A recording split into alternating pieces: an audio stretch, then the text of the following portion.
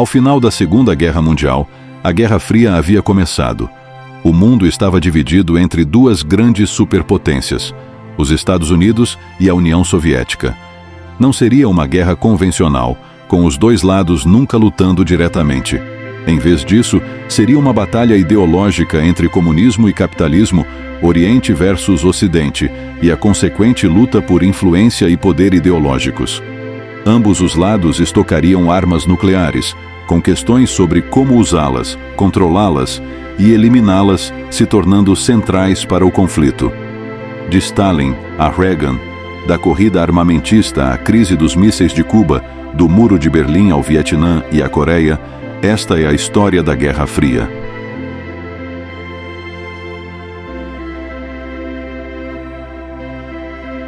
Ao final da Segunda Guerra Mundial, a Europa estava dividida entre dois campos. A União Soviética, a principal potência comunista do mundo, governaria o que viria a ser conhecido como Bloco do Leste.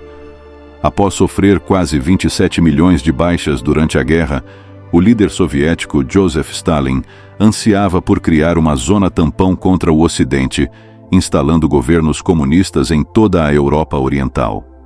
Como diria o ex-primeiro-ministro britânico Winston Churchill, uma cortina de ferro desceu sobre o continente.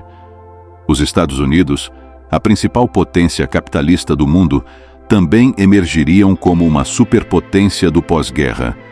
Sua economia prosperava, e eles detinham o controle exclusivo da arma mais poderosa da história da humanidade, a bomba atômica, duas das quais o presidente Harry Truman havia lançado sobre o Japão para pôr fim à guerra.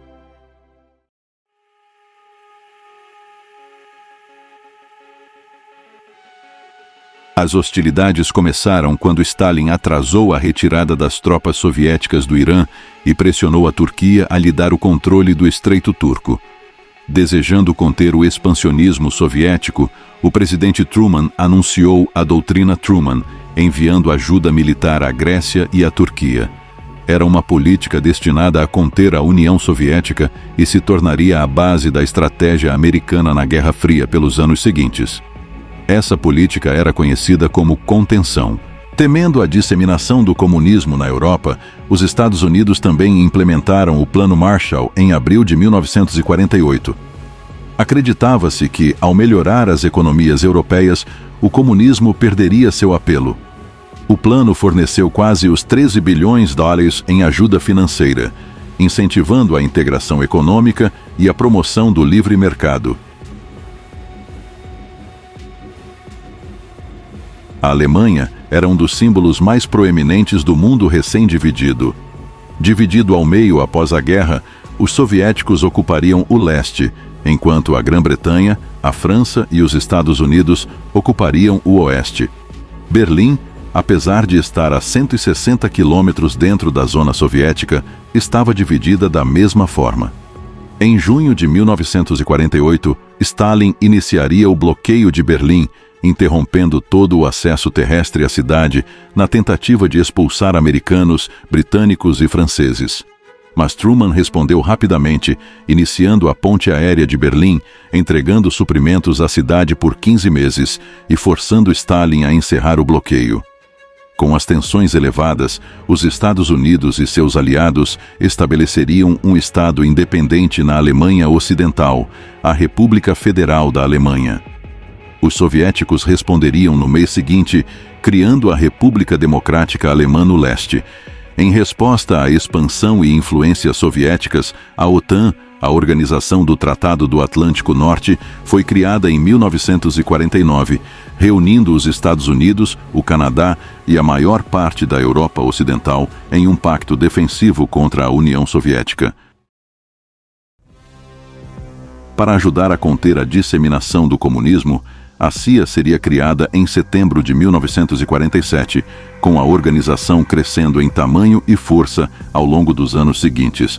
De 1949 a 1952, o efetivo da CIA aumentaria 10 vezes, com suas bases no exterior aumentando de 7 para 47 e seu orçamento anual aumentando de 4,7 milhões para 82 milhões de dólares. A CIA continuaria a interferir em países em desenvolvimento, onde os movimentos de independência eram frequentemente vistos como caminhos potenciais para o comunismo. Na China, Mao Zedong liderou os revolucionários comunistas à vitória em 1949, estabelecendo a República Popular da China. Os Ipinkuzatiu responderiam aumentando o apoio econômico ao seu novo aliado, o Japão, na tentativa de estimular o crescimento econômico na região, além de enviar ajuda às forças coloniais francesas no Vietnã, que lutavam contra um movimento de independência comunista liderado por Ho Chi Minh. Em 1950, a Coreia do Norte comunista invadiu a Coreia do Sul. Com a teoria do dominó no auge do pensamento político, a ideia de que se uma nação caísse para o comunismo, outras também cairiam, os Estados Unidos enviaram dezenas de milhares de soldados americanos para repelir os invasores de volta para o norte. A Guerra da Coreia se arrastaria por 3 anos, com o armistício de julho de 1953, encerrando-a, sem que houvesse uma vitória clara para nenhum dos lados. A fronteira entre as duas Coreias praticamente não se moveu, com a perda de vidas totalizando mais de 2 milhões.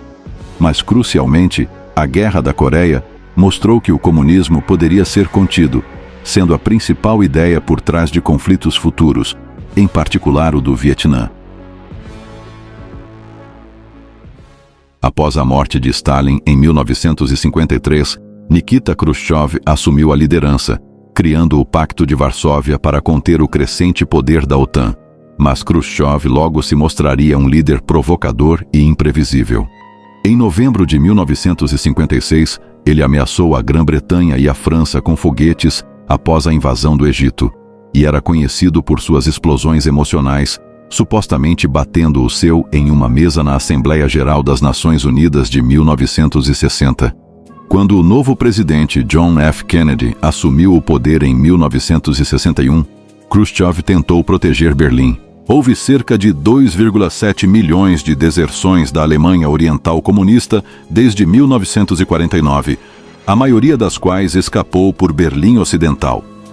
Proteger a cidade era, portanto, vital para a sobrevivência da República Democrática Alemã, com as deserções, geralmente de pessoas altamente treinadas e instruídas, aumentando a cada dia. Em uma reunião em Viena em 1961, Khrushchev deu a Kennedy 6 meses para desocupar Berlim, mas Kennedy recusou. Desesperado, Khrushchev autorizou a construção do Muro de Berlim em 12 de agosto de 1961, criando uma barreira física entre Berlim Oriental e Ocidental. Começando como uma cerca de arame farpado, logo se transformou em um enorme muro de blocos de concreto, com 3,6 metros de altura e quase 160 quilômetros de extensão, completo com guardas armados e campos minados. Foi um constrangimento para os comunistas em todos os lugares.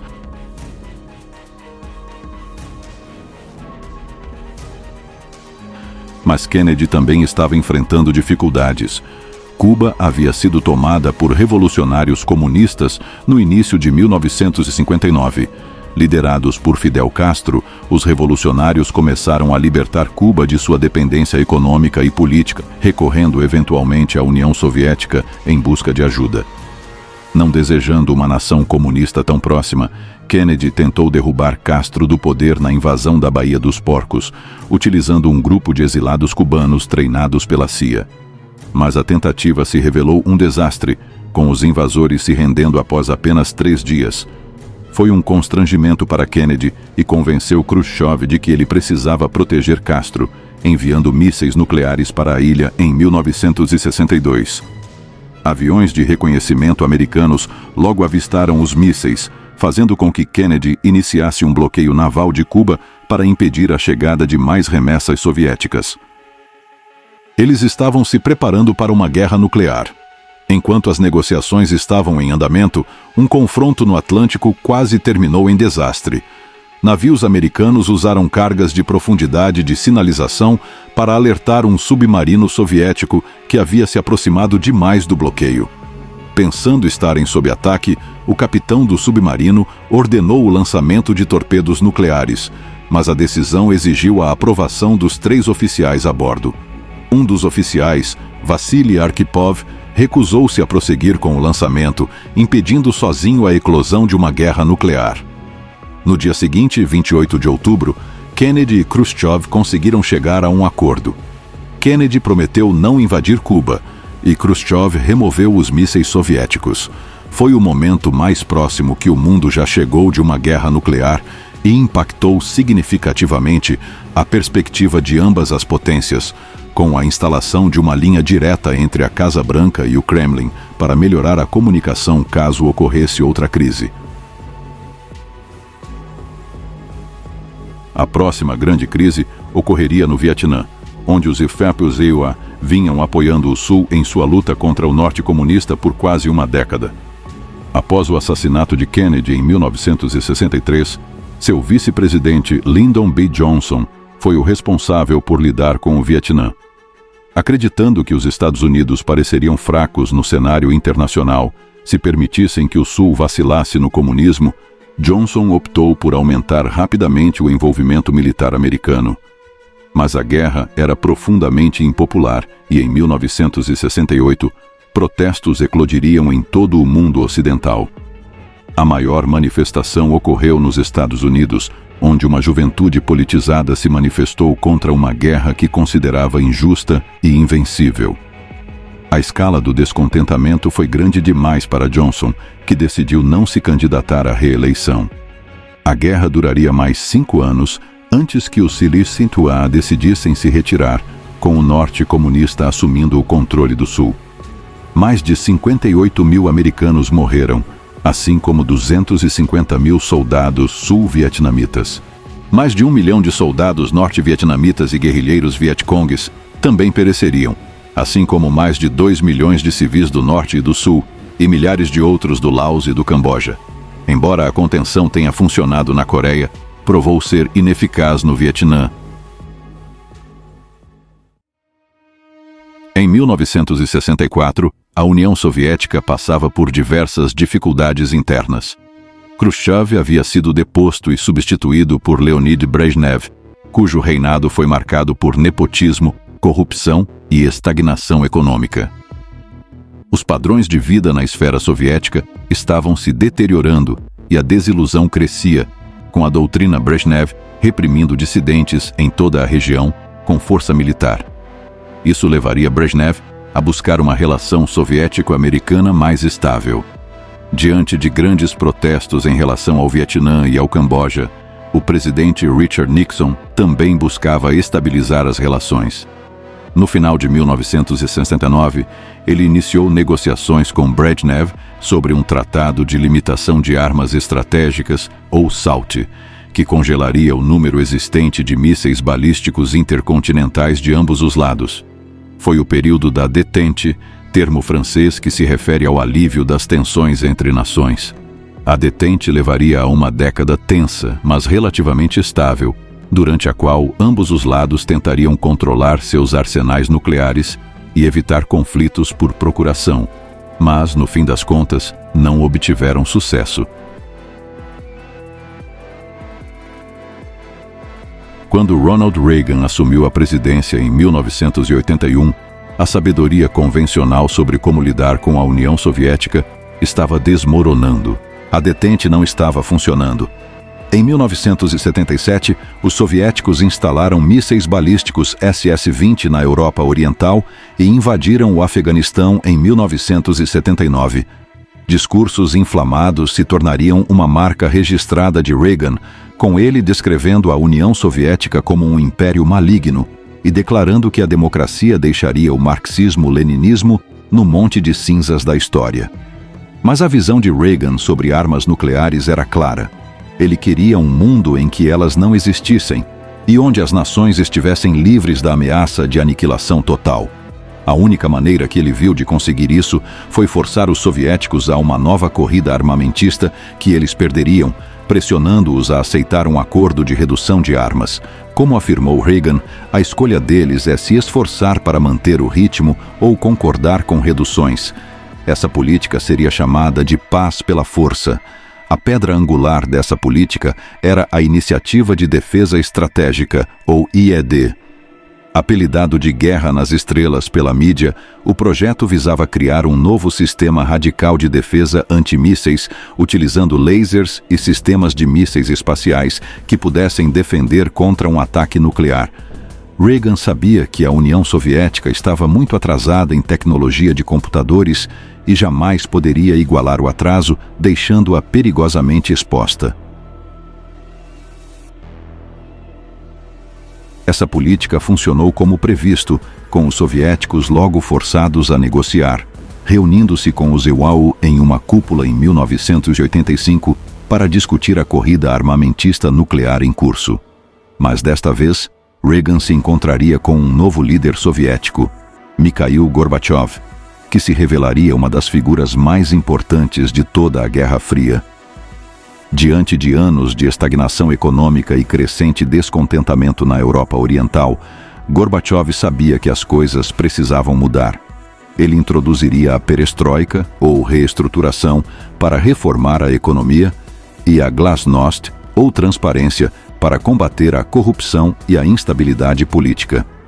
Ele sabia que a corrida armamentista estava paralisando a economia soviética e que a única saída era negociar com os Estados Unidos. Gorbachev se encontraria com Reagan em 5 ocasiões distintas entre 1985 e 1988, com cada encontro construindo confiança e respeito entre os dois. Reagan negociou alegremente com um líder soviético tão aberto e cooperativo, e os dois assinaram o Tratado de Forças Nucleares Intermediárias em 8 de dezembro de 1987, proibindo todos os mísseis de curto e médio alcance. Em 3 anos, o tratado levou à destruição de mais de 2,5 mil armas nucleares, com cada lado permitindo acesso às suas instalações nucleares para verificar o cumprimento. Foi um acordo importante, sendo a primeira vez que ambos os lados se comprometeram a eliminar uma classe inteira de mísseis nucleares. Mas logo as reformas de Gorbachev começariam a desmantelar a própria União Soviética.